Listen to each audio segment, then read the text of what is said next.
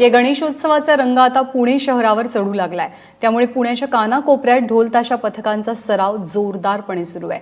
ढोल वाजवणाऱ्या तरुणाईला प्रोत्साहन देण्यासाठी संकेत गलांडे आणि प्रथमेश गाडवे यांनी ढोल ताशा फेस्टिवलचं आयोजन केलंय। वेगवेगळ्या शहरातल्या 45 पथकांनी या स्पर्धेत सहभाग घेतला।